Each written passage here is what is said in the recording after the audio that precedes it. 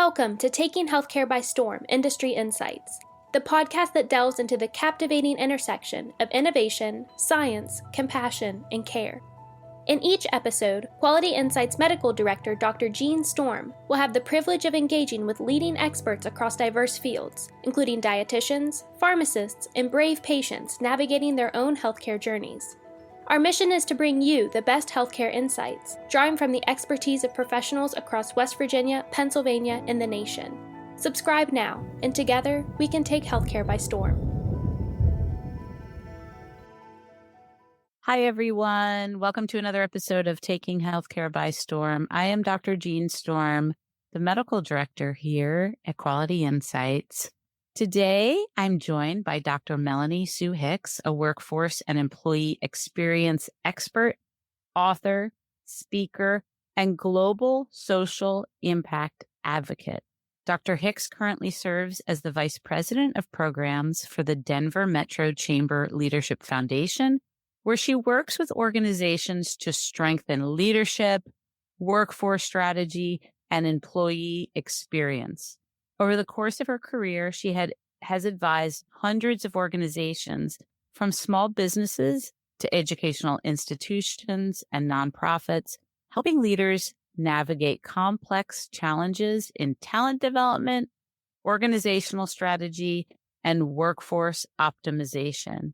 She's also the founder of In Pursuit, a boutique consulting firm focused on leadership development and employee culture, something that I'm very interested currently just because of the difficulties in staffing in the healthcare environment. And I think that we can draw many tips and tricks from what Melanie is doing in her work. Beyond her professional work, Dr. Hicks has traveled to more than 45 countries and contributed thousands of hours to global service projects focused on education and community development. She is also the author of Incongruent Travel Trauma Transformation, a memoir exploring resilience through travel and service. I am so excited to jump into this conversation. Dr. Hicks, Melanie, thank you so very much for joining me today. Oh, thank you so much for having me. I'm really excited to chat today. Yeah. So as I said, you've built a fascinating career across workforce development, leadership consulting, philanthropy, and writing. What initially led you down this path of focusing on organizational culture and employee experience? It's really interesting. I think that I did my first service project at around 10 or 11 years old. And I remember thinking about the puzzle pieces of volunteering. And then as I got older and I went to first undergrad and then to grad school, I was really fascinated about this idea of workforce, this idea of a career. What does it look like? We're going to spend most of our waking hours in a job, and what were the components of that? So I had a curiosity about it early on. I don't think I could articulate it, but I definitely was very curious about this kind of topic really early. And then when I had to determine, getting a PhD, you have to write a dissertation. I put that curiosity to work, and my dissertation is on generational differences in the workplace. And that's the first place where I started taking an academic lens and a really deep dive into what does it look like? What are these dynamics that make people want to stay, that make people get fired up, that make people want to quit? And then not that long after that, I had my own personal experience, which sort of re-energized me to do this work, which I had a really bad boss. And it was a really toxic organization. And I was academically aware enough to know that, this is what textbooks are written about. And yet I found myself in the same position that many people do, which is the job itself on paper was great. The pay was good. I didn't have any other options. I had obviously started looking, but it was such an interesting kind of tumbling from my earliest and most formidable experiences in this idea of philanthropy and what leadership looks like from a philanthropic lens, and then looking at this thing that we all spend our life doing, which is building a career of some sort. Really early, interesting and winding path. Yeah, and I love that. That's usually, I think, what happens to people, like things just kind of happen and unfold and you get to where you need to be. I want to start in our conversation to bring this, maybe parallel to healthcare. Burnout is not just a major topic in healthcare. I've heard, many people say that word who are not even working in healthcare. It's a major topic in many fields, including healthcare over the past several years. From your perspective, how widespread is burnout? Maybe we can start with healthcare professionals and maybe, we can go beyond that. And what do you think are the biggest contributors to burnout? So I was happily pleased in researching for the show to find out that the things that I read and study and believe in all the industries show up very distinctly in healthcare as well. And so that crossover, to your point, it runs deep. And so there are really two things. The thing about burnout is it's really not about what we think it is. It's not just overwork. It's feeling like the additional expenditure of effort that you're putting in is not being seen and recognized. And also, what you're working for is not, you're not aligned with. And so, for example, in the healthcare field, right, especially with frontline healthcare workers, the amount of, quite honestly, abuse and just sort of negativity that they're having to absorb while trying to help people, while trying to do their job is not properly counterbalanced by enough praise and accolades for, and I don't just mean false accolades, I mean genuine appreciation for the depth of care and the empathetic and sort of emotionally mature way that frontline healthcare workers, for example, and really all healthcare workers are performing with those that are in the most vulnerable state, right? Those who are sick and ill and need care are in a state of vulnerability. And it is that transcends healthcare into other places. Even in the work that I do here at the chamber, right? One of the things that we are very intentional about is making sure that we recognize, we put on probably close to 400 events of all different sizes a year. That's, do the math, more than one a day, because they're happening in different parts of the building with different departments. And that is on its surface a cause, a foundation that could cause burnout. And so we've got to be really intentional about who needs a day off. What are you going through? Is there anything happening outside of work that would make your capacity for handling what I know that you can handle? And managers, I have an interesting mentor who pointed this out to me. This is not my knowledge, but I have absorbed it because I thought it was so helpful as a way of framing. He said, there was a whole generation in the past where once you got to management, your entire job was focused on people. You no longer had kind of the technical projects that you had earlier in your career at a lower level. You were raised to a point where you just dealt with people. And over time, that has changed. So we're promoting people who had projects on their plate.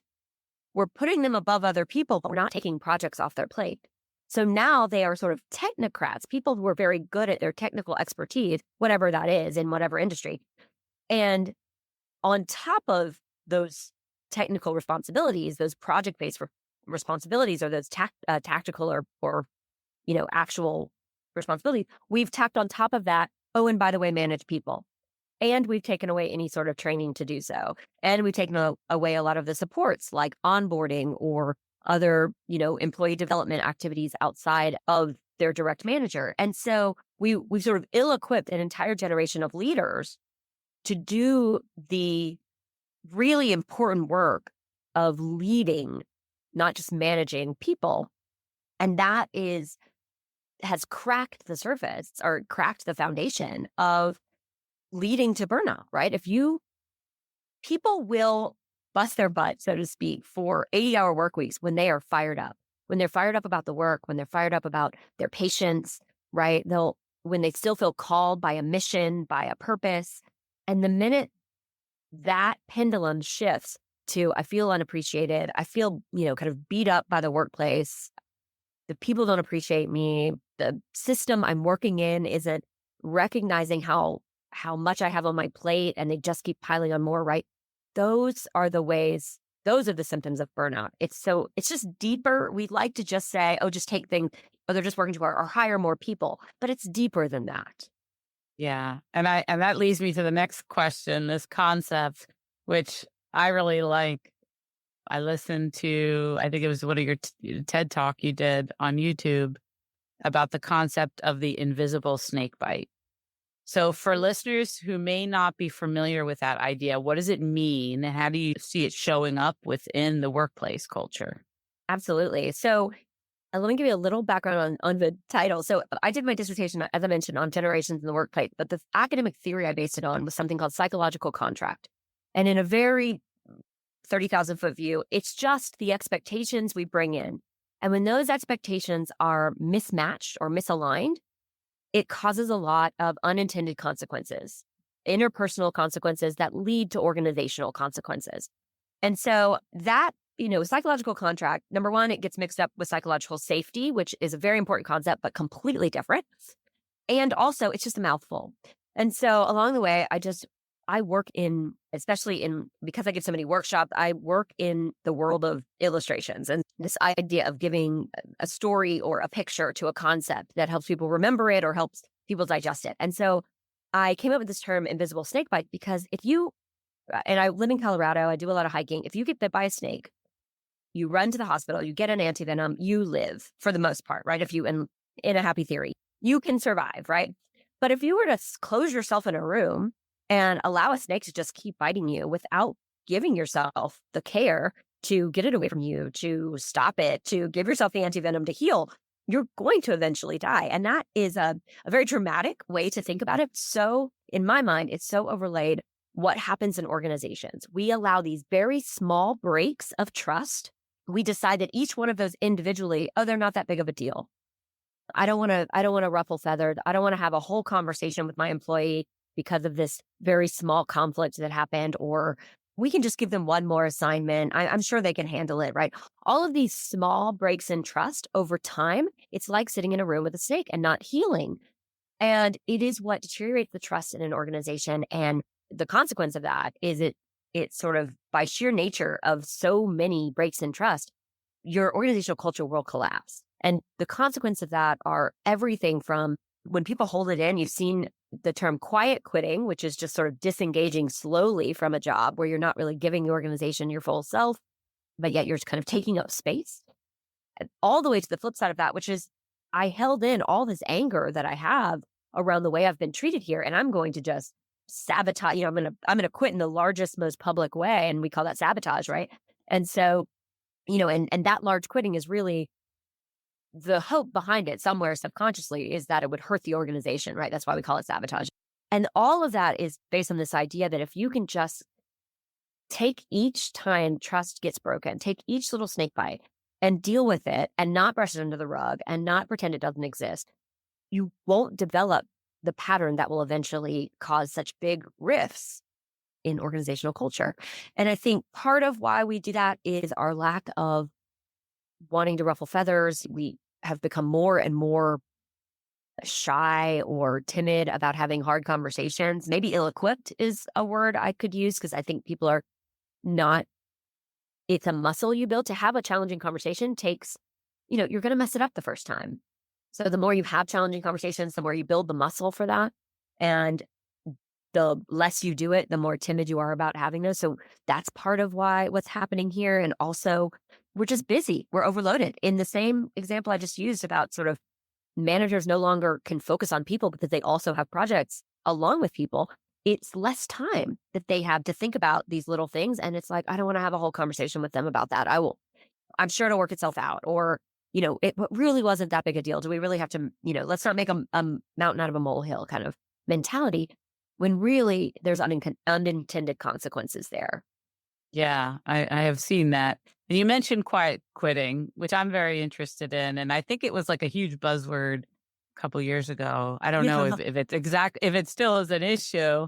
And how significant is it of a challenge for organizations in the United States today? Yeah, I wish that I had come up with the term because I talked about this just to give some framing. I completed my dissertation in 2007. So we're going on 20, we're coming up on 20 years. And I talk about this exact same concept in the workplace 20 years ago. So it's not new, but somebody gave it a real cool title and it made the news. I wish I had thought of it. I would love that. I'd love to take claim to that. But we just called it disengagement. And the truth is, it is in some ways worse than ever because of our now pendulum over to not wanting to have tough conversations. People are afraid to speak up and they're afraid that they won't be heard, or they just don't even know how to frame it, or they're afraid of a whole lot of things. And so quiet quitting is disengagement. It's estimated to cost the economy about $9 trillion a year globally, disengaged workforce. That is a third of the global GDP. And it can be what they say, there's approximately 48% of any given organization is at some stage of disengagement.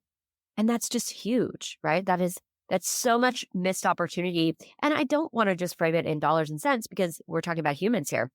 So yes, if I'm talking to a CEO and I need them to understand and to value culture, I will give them all of these stats about how that affects their bottom line and how it matters.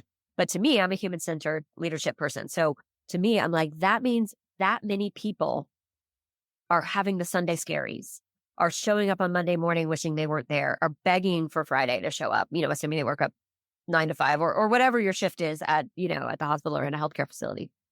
But this idea that they're not wanting or motivated to give as much of themselves because they're just not as excited about the work and they're disengaged in any fashion means we're not doing our job. We're not leaning in to figure out who these humans are. What do they need? How do we better support them?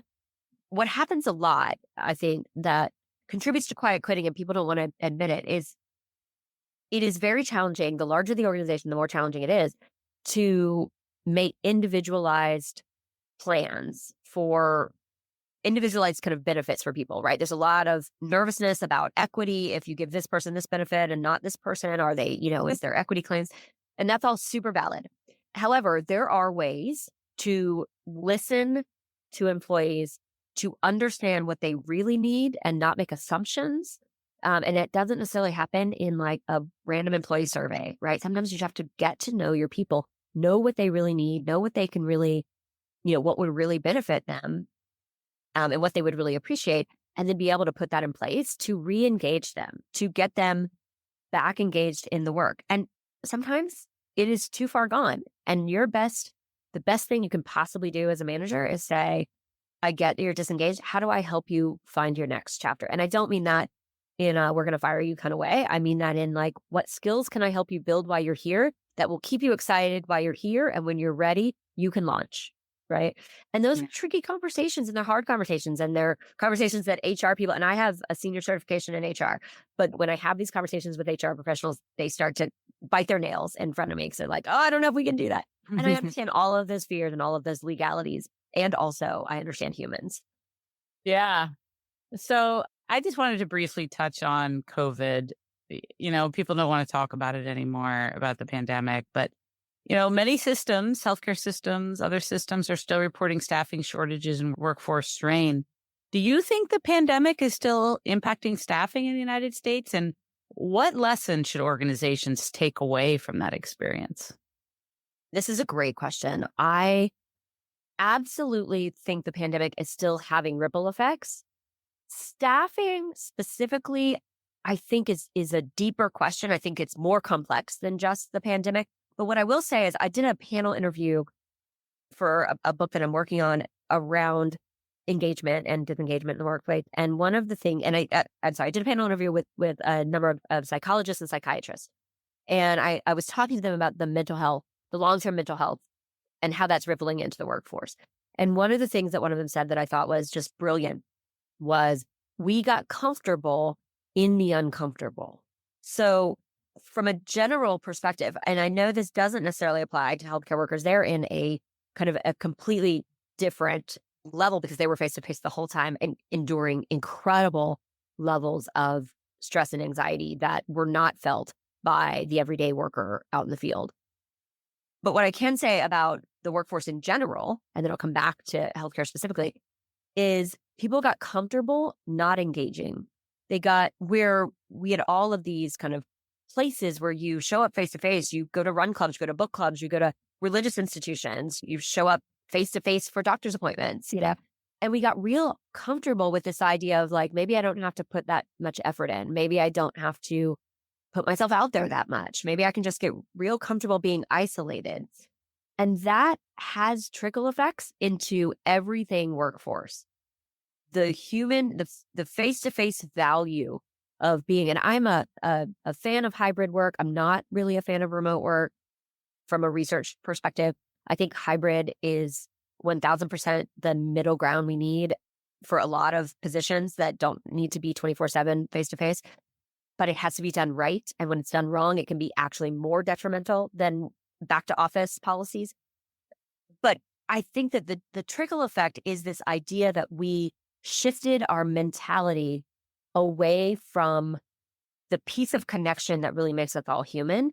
And I think that is where even in fields like healthcare, where so many healthcare workers were face to face the entire time through the pandemic, they didn't get any of that isolation. They were on the front lines. This idea that all of these people that now are resentful that they have to go to the doctor, or they're more negative about, that they lost their empathetic human connection gene in some sense. We're seeing that show up in just hostility. And there's a lot of discussion also that just the chicken and egg of we're in a very contentious time in America specifically, politically and societally, and whether or not it was the isolation we felt that amplified that, or the dissent among kind of in the societal and political areas that amplified the isolation. I'm not a political expert to understand that, but I will say that there is a definite shift to isolationism that shows up in broader senses, and I think brings a level of quick to anger and negativity that just didn't exist before in this large scale.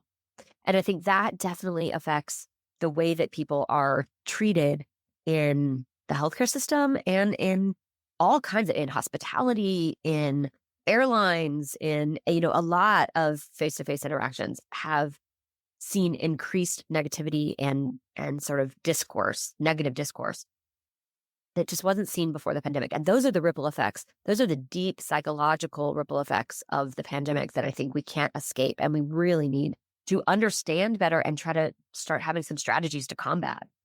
Yeah, I agree with you. We could probably have a whole podcast about this, but I'm very interested in your work in the, multiple generations working side by side, because that's today's workforce. And do you think, obviously you do think that employers should approach employees from different generations in different ways, when it comes to leadership, engagement, and retention? Like, what does that look like in the big scale? So it's interesting. When I did my dissertation, part of why I was interested in generations of the workforce was because the millennials, I already said the date, so I'm aging myself only just a second time. The millennials were entering the workforce. They were the new kids on the block. And there was a ton of colloquial discussion happening in newspapers and also, in boardrooms about, oh my gosh, these millennials, they have all these X, Y, and Z stereotypes around them, and they're coming in and they're doing this and they're changing this and they want this, whatever. And we're having the same conversations now about Gen Z. And Gen Z has a different life lens. Their formative years were completely impacted by, their entire lens was impacted by the pandemic. And so that is a lens that none of us in any other generation can possibly fully understand what that means to their formidable development.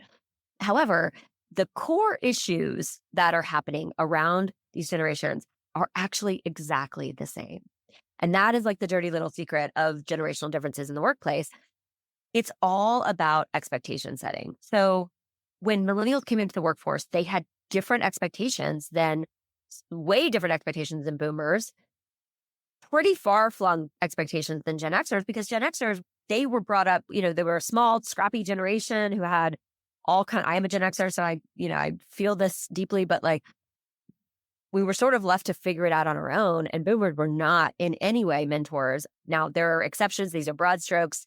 People had wonderful mentors, I'm sure, in some cases. But as a general rule, we were just sort of left to figure it out. Show up, dress right, come into the office, figure out how to navigate the work that we're giving you, and see you at payday, And millennial came in and they said, no, we want more. We want you to talk to us. We want balance. We want to be recognized earlier than anyone had ever asked to be recognized, or for lesser acts of, sort of workplace accolade.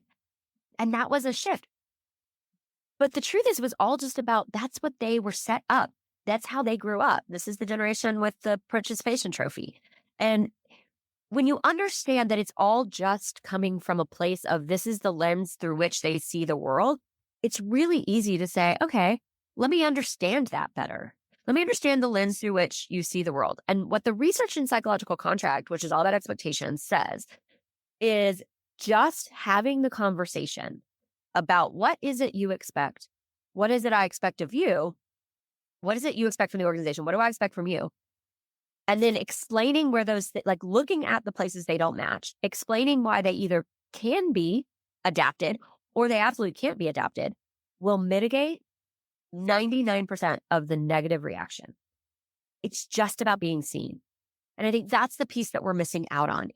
It's the same thing that's happening with Gen Z. If you could sit down, and I particularly harp on the fact that we have under-resourced and undervalued orientation and onboarding in organizations for the last decade. We keep taking money away from it. We keep pushing them towards, just make sure they know how to use the systems, make sure they know how to use the copy machine or the computer or the technical piece of equipment they have to use.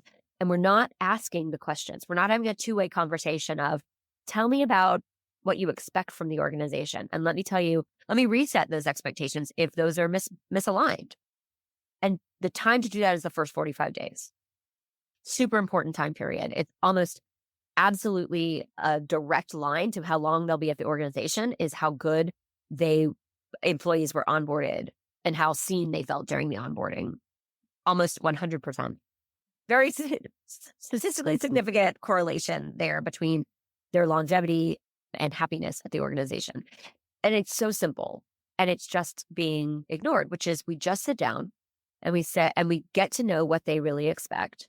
And then we say, okay, that's easy for me to do. Thank you for sharing that with me. I can do that. Or, here's why that doesn't work here at this organization. I get that from your previous organization that works. And let me explain to you why.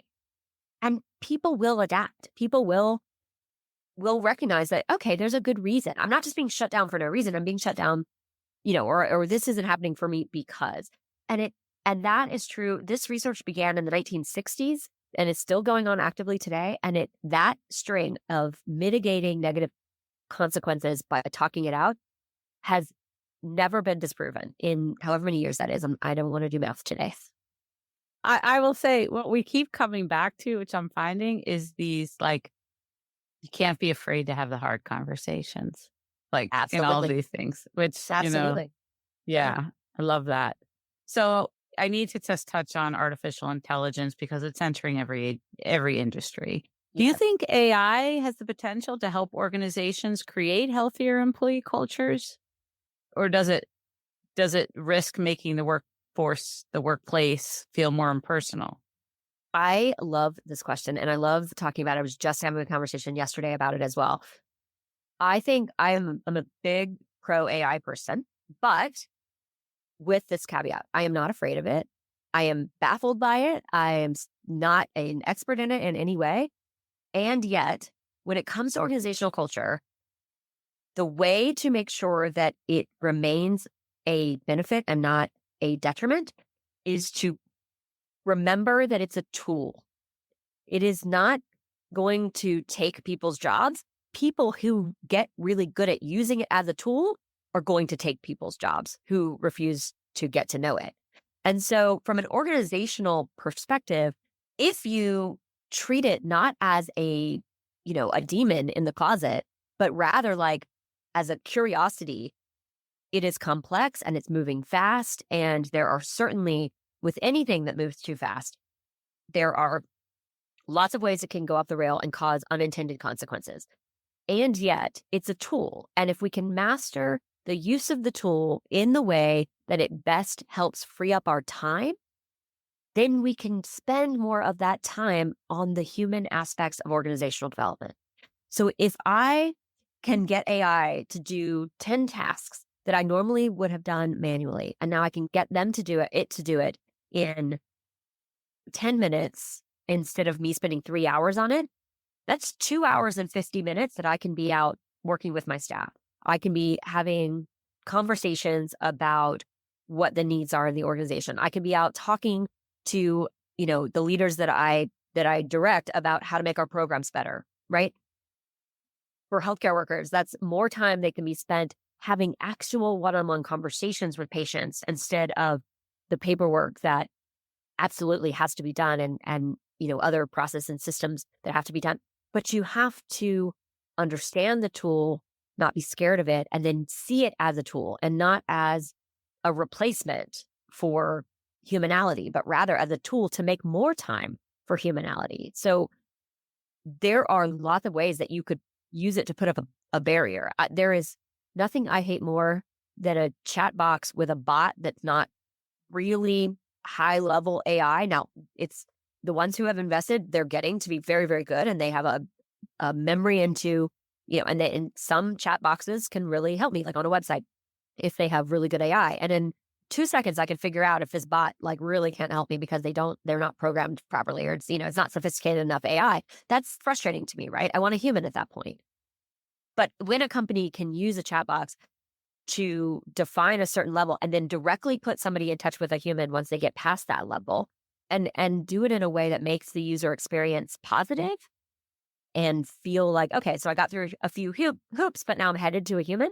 That's a good thing. And it saves the humans from answering kind of the dumb questions that we can all ask when we are just bumbling through trying to figure something out, right? So there's just this, it has to be a mindset and an intentionality by organizations to say, how do we make sure we're on the cutting edge of using it in the places that then we can turn around and retake back that time to be human time. Yeah, I agree. To make us better humans. Yeah. Yeah. So this last question, I just kind of want to get your general opinion. I kind of asked as this type of question to all my guests. If you were placed in a leadership role at the federal level and tasked with strengthening the healthcare workforce or just the workforce in general in the United States, what would be the first major initiative you would implement? Gosh, I thought about this question so long and hard because there's, suddenly 10 things come to mind, of course, as I'm sure most of your guests would say. And I don't know in practicality how this would ever work, but in a utopia world, there would be incentives to train leaders on human-centered leadership. I really believe if we could get back, there's a really great, I'll point people to this. I don't have the link, but I think you can Google and figure it out. But there's a really great experiment that was done over in Europe by Heineken. And of course, they made like a mini documentary about it, where they put people in a room, 2 people in a room who they knew had diametrically opposed views on issues. And it was the little mini documentary has 3 sets of 2 people. And the 2 people in the room have no idea. They don't know each other. They don't know anything about each other. And all they're told is do this task together. And so they build basically a bar together. And then they turn around and they face a wall and they're shown the interview of each person. And the person is sharing their views. And so it's at that moment after they've spent a couple of hours together, like building and talking and like doing this joint project, that they realize that they're completely diametrically opposed in whatever issue it was. And the voice overhead says, because there's a Heineken, obviously, there's a beer sitting on the counter for each of them. And they say, you can either leave now or you can sit and drink this beer and talk it out. And not a single one leaves. They just talk. And they talk about their differences and they talk out, wow, like because they got to see someone as human first. And then they saw their views. And then they were more open and more curious about learning from that person about why. What drove them to be that way? Or maybe my own misconceptions were wrong. Or even if I still stand in my place, this person is human and they're allowed to have a different perspective than me. And I think that in healthcare and beyond, if we can start to see the human side of people again, so much of the negativity that leads to stress, that leads to burnout, that leads to fights, that leads to bullying online or otherwise, all of these things, if we could see humans again, we would be so much better off. And so I don't know how in this federal level tasked with strengthening the entire industry, but if I could just stop the world for a minute and have everyone take a breath and just speak human to human with none of those facades and none of the hats that we wear or those strong beliefs, just for a minute, just put those aside and just see humans, I think we'd all be better off. Yeah, we could call it Make America Human Again, maybe. I love that. I love that. Fun. A much better slogan. So if people want to learn more about you, how can they do that? Yeah, absolutely. So you can find me on Instagram at In Pursuit Mel Sue. So my tagline is, what are you in pursuit of? Like, what are you in search of? So In Pursuit Mel Sue. Or my website is melaniesue.hicks.com. And I am always up for chatting. I'm always up for talking. So just send me a direct email. I respond to everyone. I love chatting. I love talking to people. And I'm on LinkedIn too, just under my name. So Awesome. Dr. Melanie Hicks, thank you so very much for joining me today. I really enjoyed the conversation. me as well. And thank you so much for having me. This was really, really fun. Thank you so much. Thank you for tuning in to Taking Healthcare by Storm, Industry Insights with Quality Insights Medical Director Dr. Jean Storm. We hope that you enjoyed this episode. If you found value in what you heard, please consider subscribing to our podcast on your favorite platform. If you have any topics or guests you'd like to see on future episodes, you can reach out to us on our website. We would love to hear from you. So until next time, stay curious, stay compassionate, and keep taking healthcare by storm.